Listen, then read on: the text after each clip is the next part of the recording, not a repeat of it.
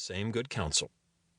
But he was thankful to the fox, and did not attempt his life as his brothers had done. So the fox said, "Sit upon my tail, and you will travel faster." So he sat down, and the fox began to run, and away they went over stock and stone so quick that their hair whistled in the wind.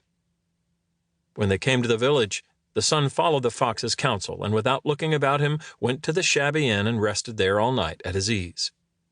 In the morning came the fox again and met him as he was beginning his journey, and said, "Go straight forward till you come to a castle before which lie a whole troop of soldiers fast asleep and snoring. Take no notice of them, but go into the castle and pass on till you come to a room where the golden bird sits in a wooden cage. Close by it stands a beautiful golden cage.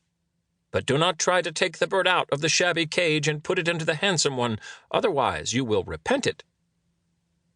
Then the fox stretched out his tail again, and the young man sat himself down, and away they went over stock and stone till their hair whistled in the wind. Before the castle gate all was as the fox had said.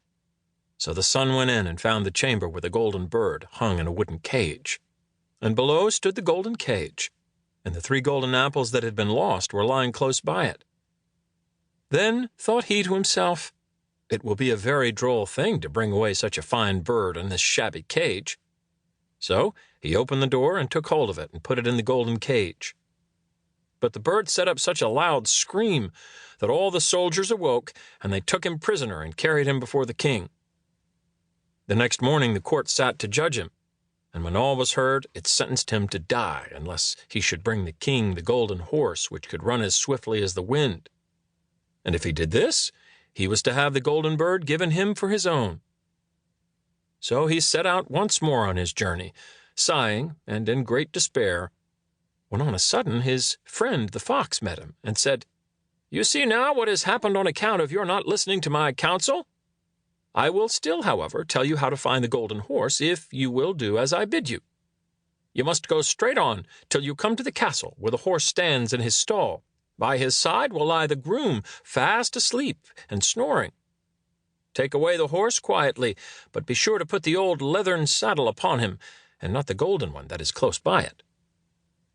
Then the son sat down on the fox's tail, and away they went over stock and stone till their hair whistled in the wind.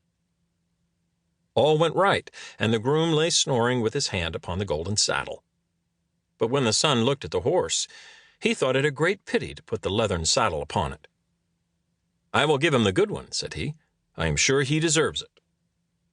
As he took up the golden saddle, the groom awoke, and cried out so loud that all the guards ran in and took him prisoner, and in the morning he was again brought before the court to be judged, and was sentenced to die. But it was agreed that if he could bring thither the beautiful princess, he should live, and have the bird and the horse given him for his own. Then he went his way very sorrowful, but the old fox came and said, "Why did you not listen to me? If you had, you would have carried away both the bird and the horse. Yet will I once more give you counsel. Go straight on, and in the evening you will arrive at a castle. At 12 o'clock at night, the princess goes to the bathing house. Go up to her and give her a kiss, and she will let you lead her away. But take care you do not suffer her to go and take leave of her father and mother." Then the fox stretched out his tail, and so away they went over stock and stone till their hair whistled again. As they came to the castle, all was as the fox had said, and at 12 o'clock the young man met the princess going to the bath, and gave her the kiss, and she agreed to run away with him, but begged with many tears that he would let her take leave of her father. At first he refused, but she wept still more and more, and fell at his feet, till at last he consented.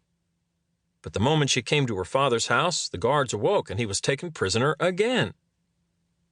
Then he was brought before the king, and the king said, "You shall never have my daughter unless in 8 days you dig away the hill that stops the view from my window." Now this hill was so big that the whole world could not take it away. And when he had worked for 7 days and had done very little, the fox came and said, "Lie down and go to sleep. I will work for you." And in the morning he awoke, and the hill was gone.